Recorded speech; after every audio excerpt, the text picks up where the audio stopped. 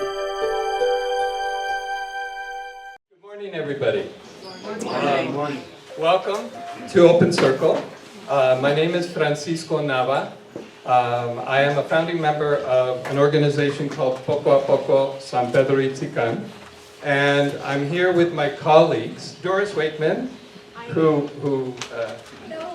and Carrie Hemphill. This is Anita Torres Guerrero, and this is our wonderful Estela who works in our kitchens in San Pedro Itzicán. Aside from them, we also have the other Carrie Higgins back in the information table. So these are my colleagues, and we could not have done any of this without each other's help. So what is this? That's a very good question. Poco a Poco, now in its 9th year, is an all-volunteer charity helping the humble villages of San Pedro Itzicán area, and that's located east of Mezcala. Have you all been to Mezcala? Yes. So you know how far Mezcala is. If you keep going, then you hit the San Pedro Itzicán villages. And it's a series of 12 villages starting with San Pedro Itzicán and then headed east on the lake shore. Poco a Poco is helping the villages with nutritional programs, educational programs, health and wellness programs, and sustainability programs. And at Poco a Poco, our mission is simple but powerful: to help people improve their lives and create lasting change for generations to come. That's our goal, that's our mission. So I'm here today with my colleagues to tell you about a program, one of our programs. And as you can see by these standing lonas, we call them, this one in English and that one in Spanish, our programs: education, nutrition, jobs, health, and collaboration. We work with very many people who help us achieve the things that we are trying to achieve. A lot of nonprofits, at last count 42, I think, something. Anita has told me that she coordinates. A lot of volunteers, a lot of sponsors, and so this is a very much a village. You know, it takes a village, right? So we are all a village helping in these efforts. And I'm going to tell you today about one of our programs. The program is called Villa de las Niñas. And Kathleen, where are you? She just left or is here somewhere. But I wanted to tell her that we also have a school for boys. So boys are not. Oh, there you are. Hi. We also have a school for boys. Yes, you're correct. In the beginning, the boys and girls were in the same school. But now there's a Villa for boys headed out Jocotepec and headed out towards Guadalajara. So we send our boys there, and the girls go to this other school, Villa de las Niñas. And Villa de las Niñas is providing assistance and logistical support to young indigenous girls who have been given the opportunity to attend a first-rate residential school just outside of Mexico City in an area called El Chalco. And the school's generous international benefactors cover educational costs for poor, disadvantaged girls from all over Mexico. And so this school is a melting pot, if you will, of all young ladies who are at risk in their villages or towns. And La Villa de las Niñas is one of the schools developed by an American missionary priest who began his first school for disadvantaged students in South Korea. Father Schwartz was his name. And he envisioned developing a school for children from extremely poor families, and that school later became a model for other affiliated schools that were subsequently developed. Today, these schools now exist in the Philippines, in Mexico, Guatemala, Honduras, Brazil, and Tanzania. So it's really grown, just like Poco a Poco has. Yeah. So Villa de las Niñas is a dormitory school of 3,500 young girls, spread over a campus of 35 hectares or roughly 86 acres. It's comprised of classrooms, dormitories, 2 gymnasiums, an Olympic-sized pool, basketball courts, football fields, and other amenities. The applicants are all from at-risk, low-income villages and disadvantaged families. The applicants all show a desire for education. And applicants must have completed primaria or primary school, but not yet entered secundaria or secondary school. An entrance exam is required to determine if the applicants are adequately prepared for the demands of a first-rate education. So imagine yourself, you're a young indigenous girl, 11 or 12 years of age, living in a poverty-stricken village, where work and money are scarce, where unhealthy junk food and things like Coca-Cola are popular because these are the least expensive foods you can buy. Your parents are absent because they are either in Guadalajara working as domestic help possibly, or in Jocotepec picking berries. Your parents might only come home on Saturday night and have to return to their places of work by Monday morning. So they're very, very much not present most of the week. Your traditions do not allow you to interact with people even from neighboring villages. And these villages all run into another. We as outsiders come and go, and we really don't see the delineation from village to village, but these people know exactly at which house their village ends and the next one begins, and there's very little interaction amongst them. So, as a result, abuse and its resulting problems for young, vulnerable girls have occurred. And the village, unfortunately, also has the highest incidence of chronic kidney disease, or CKD, in the world. Not just in Mexico, but in the world. Your potable water sources are laced with heavy metals such as arsenic and mercury, and also show high levels of E. coli. So, as a young girl in San Pedro, Itzicán, you're fortunate if you're able to enroll in primary school and pass the levels there. Illiteracy rates in your villages are high. Your parents probably do not have much education, but you dream of continuing your studies somehow. These young girls, aged 11 and 12, are also at their most vulnerable age. They're innocent and with little or no sex education or guidance. So we want to help these girls move forward in a successful way, and we believe that education is the key to change. So suddenly, you hear of the Villa, if you're one of these girls, you hear of this place called Villa de las Niñas, where scholarships are offered to young girls, such as yourself, for a 5-year program, where all expenses are paid for you, except for the transportation cost from your village to the school and back. But your parents aren't even able to afford the transportation costs. So you lose out on this rare opportunity. Because of generous sponsors, the transportation fees suddenly materialize. And you're enrolled at Villa de las Niñas. A whole new life begins. It's completely different than anything they've ever experienced in their villages. A whole new life begins, filled with opportunities you never dreamed possible. You are part of a group of girls from all over Mexico.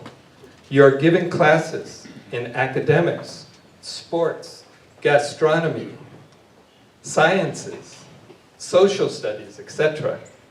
You love being at Villa. We have talked to these young ladies, and they really love being there, even though it is a hardship to be away from their families and their villages. But what they're getting surpasses even that hardship. You love being at Villa, and you respect and you admire your teachers.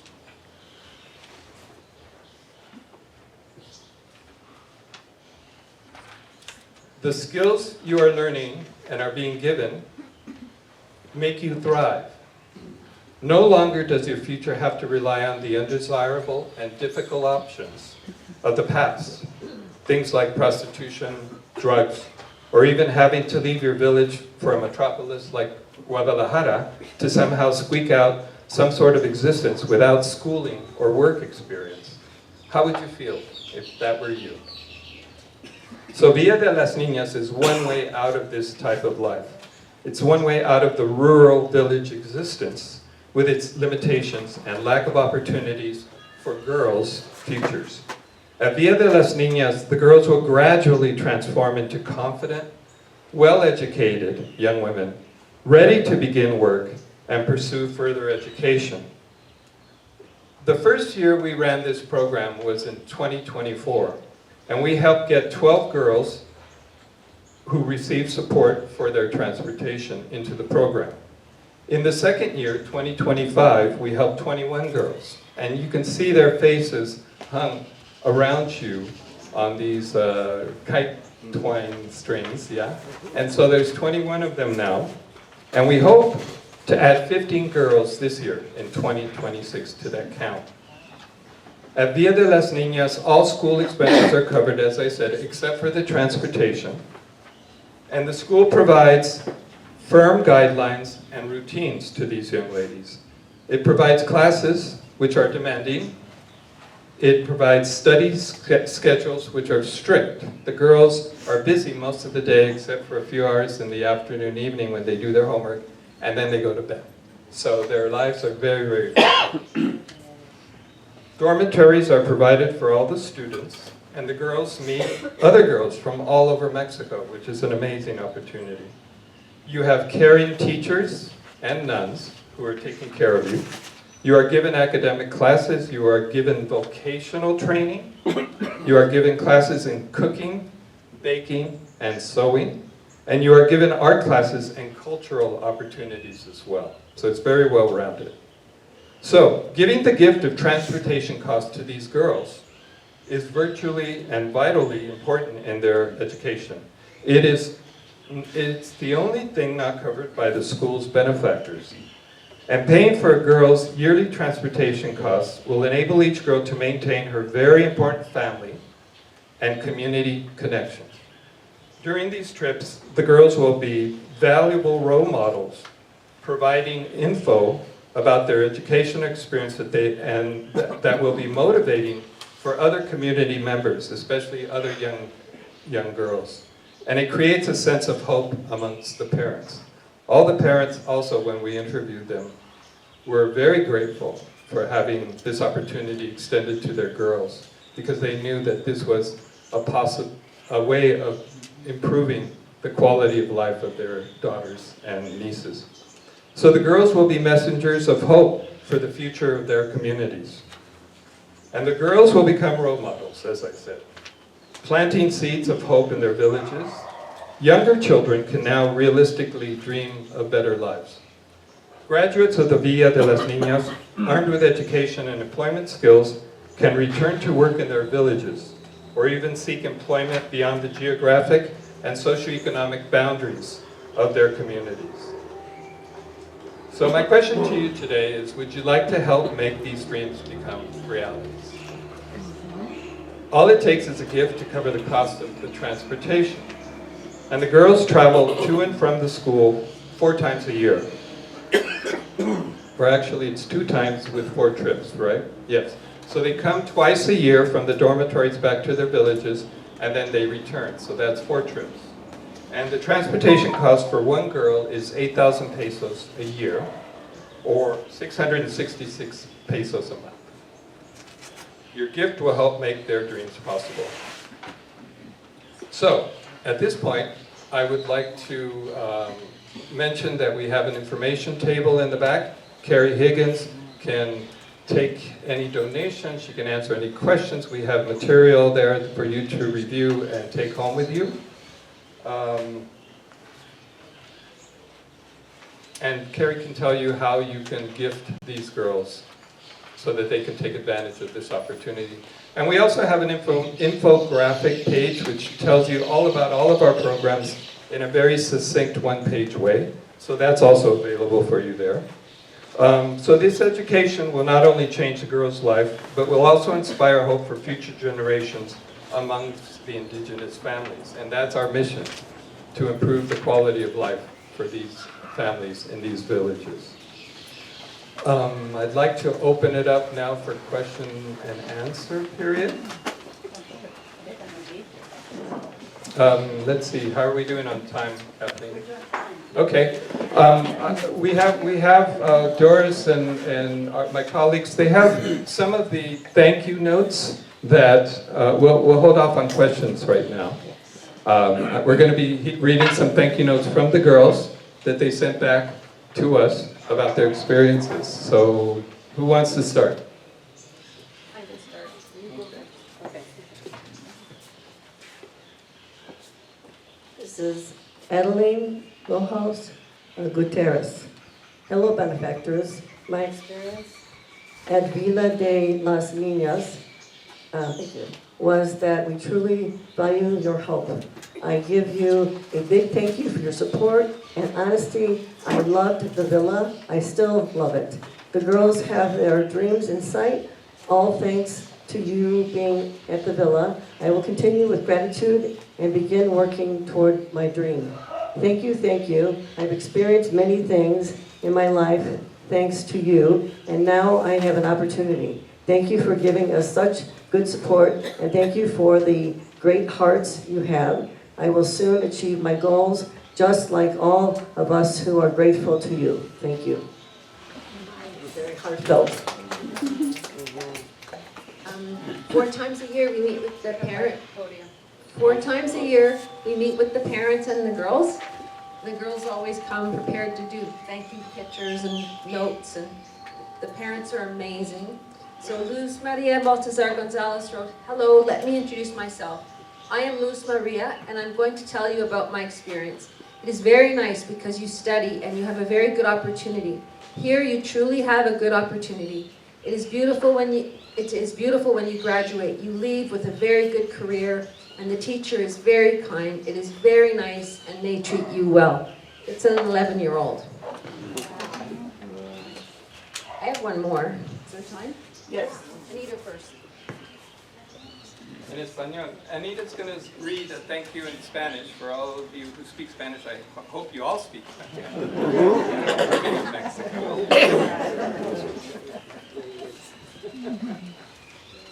Hola, me llamo Emily. Quiero agradecer porque nos apoyan en lo que ocupamos para ir a la villa.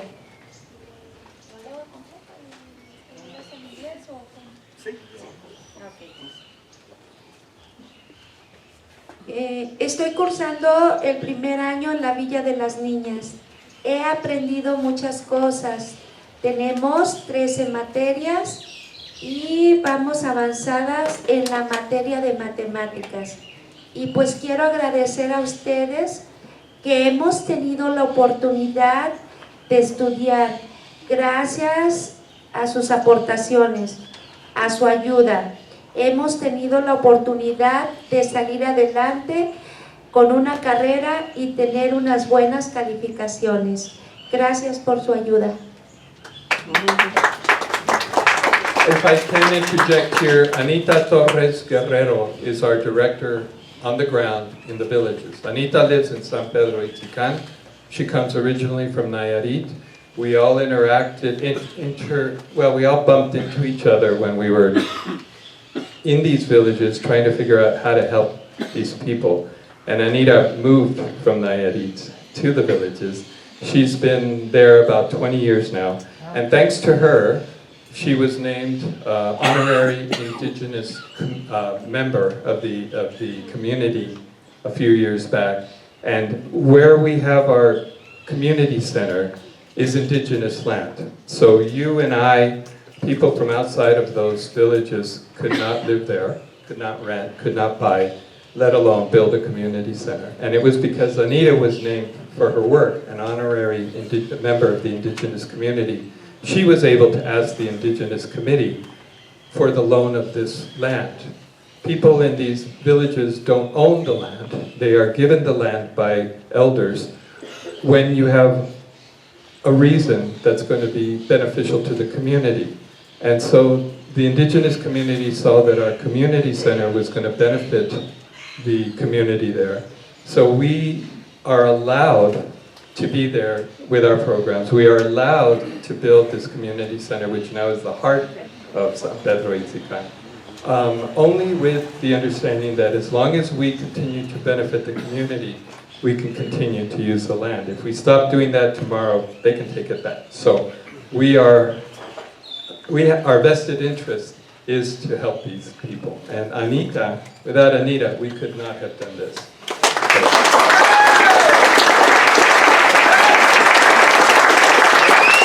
I'd like to introduce you. This is Estela. Estela lives and works at the, it seems like she lives at the community center because she's there all the time. But she lives in San Pedro and she works at the community center and she runs our kitchen and our food program where we feed 180 children every day, 5 days a week, because we saw that the children and the people of the town were needing better nutrition.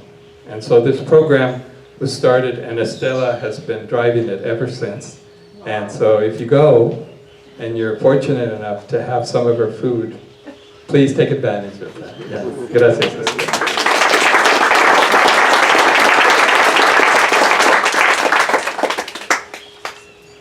Okay, another thank you. Dear friend, I hope you and your family are doing well. Thank you for the support you gave us. May God and the Virgin keep you and protect you always on your path.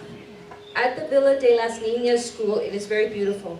There are 8 classes a day. On Mondays there are 9, and also on Fridays there are 9. And the other days there are 7. Classes start at 8 and end at 4:30.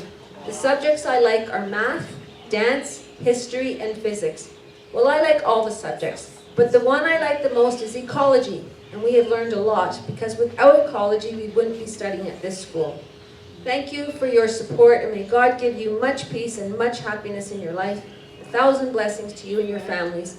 May the best gift be the love of your loved ones and peace in your hearts. Merry Christmas and Happy New Year. And it's another 11-year-old. So thank you very much. Gracias por las cartas. Thank you for the letters. And I'd like to open it up for question and answer period. Yes, this woman in the back. Before we do, Oh, let's before. do 2 things at once. While we're doing the questions, can we have the mothers pass the Oh, sure, baskets again? sure. So while we do, Anita y Voy over there Estela, with quieren Mike. saber si pueden ustedes con las canastas que tienen para donaciones, pueden pasar las canastas por la gente. Sí, aquí están las canastas, sí. Te van a dar más donaciones. Una de un lado, la otra de otro lado, sí. Okay. Oh, you just have one? Okay. Nomás tienen una canasta, así que. Okay, that's all right. Anita will be coming around, and if you have any more donations, please go ahead and give those to her. Yes. Okay. So. How do the young girls qualify? And how do they do it with such a deprived and challenging background? The schools are the schools have people who interview the girls. The girls also have to they have to pass an entrance exam, which qualifies them to go from their rural village existence into a completely different environment. And so that entrance exam will tell the school whether the girls will do well or not when they are enrolled. Does that answer your question? Well, what are the schools like in San Pedro? I mean, are Oh, they the schools in considered San as Pedro. schools? What's their education like? Their education is very minimal. I read that 60% of the people never get past primary school. And so they're coming from a very disadvantaged environment educationally. Anita, me están preguntando de las escuelas en San Pedro. ¿Y puedes hablar un poco de eso? I'll translate Anita's answer, yes? Tenemos una escuela secundaria en la comunidad y relativamente son escuelas para una comunidad muy grande, pues una escuela muy pequeña. Pero la situación de que ellas se vayan a estudiar a México es porque la educación es de mayor calidad. La secundaria es solamente un momento común, pero en la Ciudad de México ellos aprenden baile, danza, oficios. Es una escuela en México de mayor calidad. mientras que la educación aquí en la comunidad es comprar libros, uniformes, es mucho más cara, y en la villa es totalmente gratis. Únicamente las niñas necesitan tener el dinero de su transporte. So Anita is saying that in San Pedro Itzicán, in the villages, there's only a secondary school. And so if you need to go to high school, if you get to high school, you have to go outside of the villages somewhere. You can go to Chapala. San Pedro Itzicán and the villages are in the municipality of Poncitlán. They're not in the municipality of Chapala. So you have to drive 40, 50 minutes to get there from here. And so the opportunities for young ladies and especially young people to have a good education is very, very difficult because you're required to buy uniforms. We've heard all this. Books, book bags, shoes, and then sometimes you're required even to give money for toilet paper and cleaning supplies for the school. So it's overwhelming for the parents to be able to provide all that to send their kids to school. Como de los jóvenes, ¿qué porcentaje va a la escuela? I'm asking Anita, of the young people there, what percentage goes to school? Relativamente en las escuelas ahorita y más en nuestra zona es mucha inseguridad la que hay y muchos niños renuncian a la escuela porque tienen que trabajar para ayudar en la familia y la otra porque tienen algún enfermo en casa y tienen que trabajar para poder tener el apoyo a la familia o a sus enfermos. So Anita is saying that a lot of these young people will leave school because they're needed to, at home, they have to work in order to bring in money for the family's existence. And then on top of that, remember that I told you that chronic kidney disease is rampant in these villages. So if you have somebody in your family with that disease, you have to pay for home dialysis care, or later on in later stages of the disease, you have to go to a dialysis center. There are no dialysis centers in San Pedro Itzicán. The closest one right now is on the Libramiento headed in from Chapala to Ajijic, or if you can't go to those, you have to go to Guadalajara. So imagine you have no car, there are no buses in your villages, you have to get a ride somehow to San Pedro. That's where the buses from Chapala go. They don't go any further. And then from there you take a bus to Guadalajara, and from the bus station to the clinic or the hospital where you're going to go to. It all costs money, it takes time. You have your 3-4 hour dialysis treatment, and then you have to come back and reverse it and do it all again. And you have to do this 2 or 3 times a week in order to stay alive. So it's overwhelming for these families. So the kids don't stay in school. They have to go work at whatever they can find, or they run away, to Guadalajara, to other places. So it's a dire situation, really, to answer your question. We have a question here. My question is, do you prefer that you pool the donations for the students' transportation to and from the school, or is it possible for people to sponsor a particular student and then develop a relationship over several years with that particular student? Yes, thank you. That's a great question. I think that we would prefer that you sponsor a girl. And here are the girls for you to look at. These are the 21 young ladies with their moms or their benefactors or their guardians. You have a handout with 18 of the 21. We missed a few girl pictures in the handout. Carrie can help us do that. If there's somebody that you want to know more about, we can get you information as well, so that you become acquainted with the girl and her particular situations. Or if you'd rather not do that, we will take donations for the general costs of the transportation. Thank you. First here, and then there, and then here.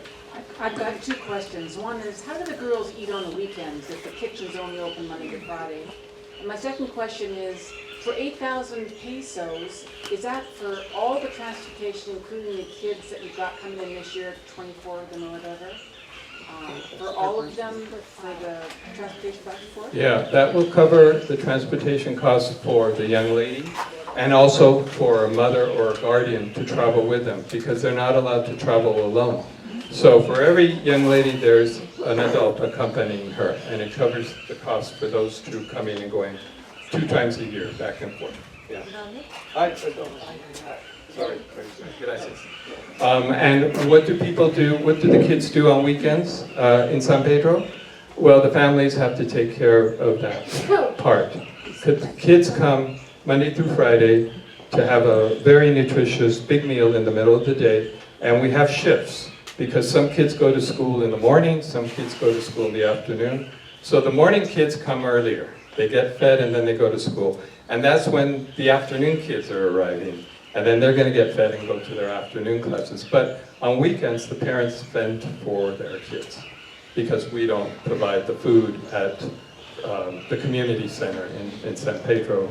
We only have some limited funds. So if we can get more funds, we would be happy to do it on weekends. Except I can't say that because Anita needs some downtime. And Estela needs some downtime. So maybe they would prefer the community center be closed on weekends. Excuse me. Okay, my question is, how many public schools are in this town, and are the parents aware of the federal government scholarships, including for uniforms, and all kinds, on all levels, even university scholarships? Yeah, there are scholarships for all that. Sometimes they're not offered to these villages. These villages are known as the forgotten villages because the government has forgotten all about them.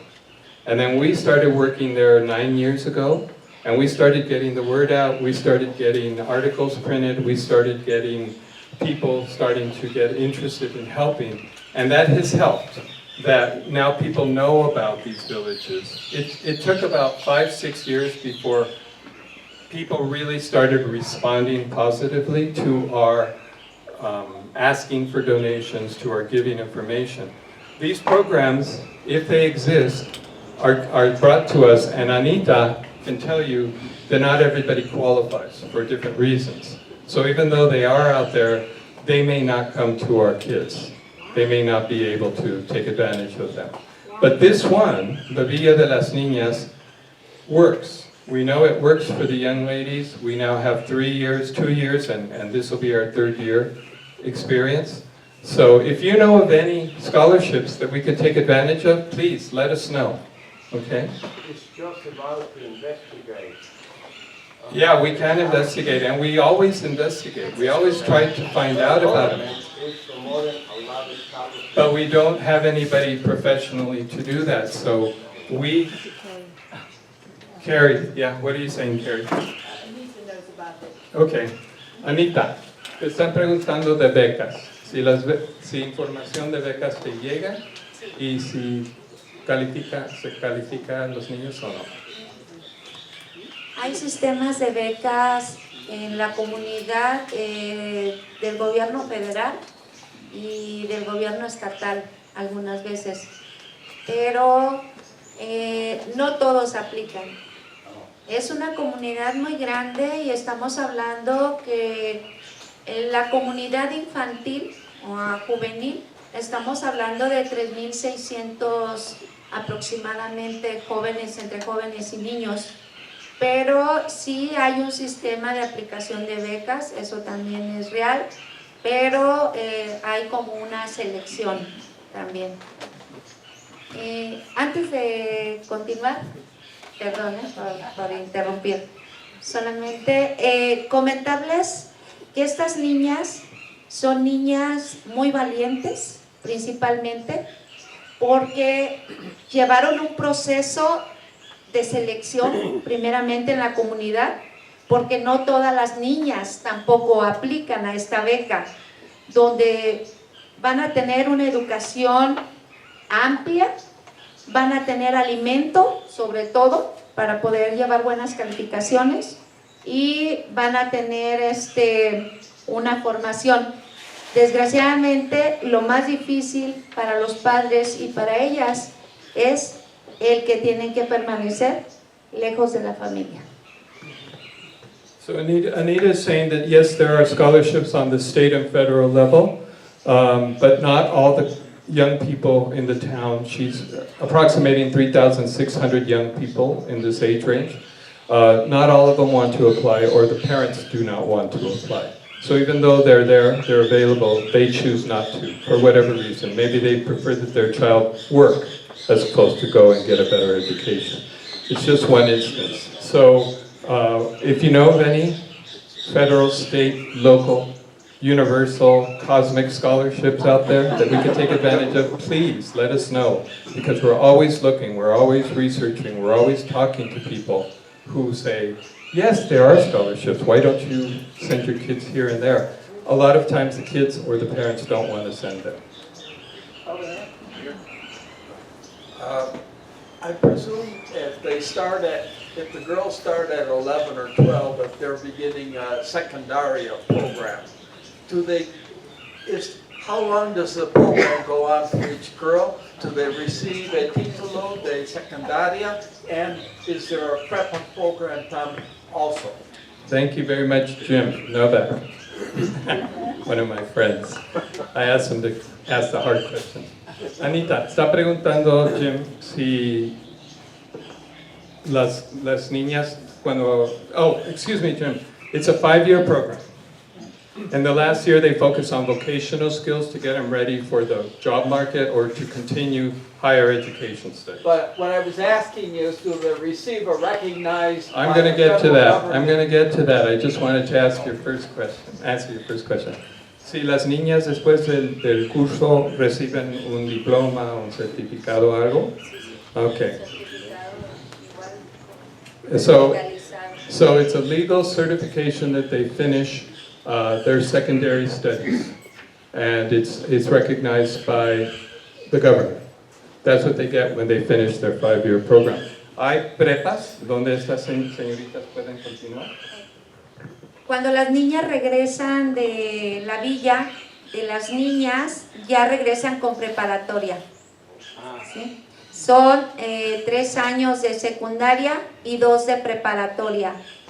Cuando ellas regresan a la comunidad, ya traen una carrera técnica o oficios. Y las que quieren continuar, pues empiezan una carrera.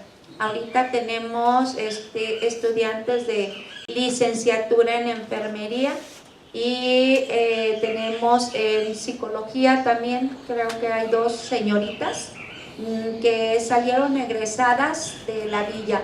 Pero cuando ellas regresan tienen ya la preparatoria listas para iniciar una carrera. So Anita is telling us that the 5-year program includes secondary school, and it's also a college prep program. So they pick a major, if you will, that they study. In some cases, young ladies are studying to be nurses. In others, I heard them say they want to be physicists, they want to be IT people. None of the girls that we talked to wanted to be doctors or teachers, which was a little odd, I think. But these are the things they're exposed to and they want to do. So when they finish their 5-year program, they have their secondary completed, and they also have their high school completed with a major, with a focus on one career or another. Yeah.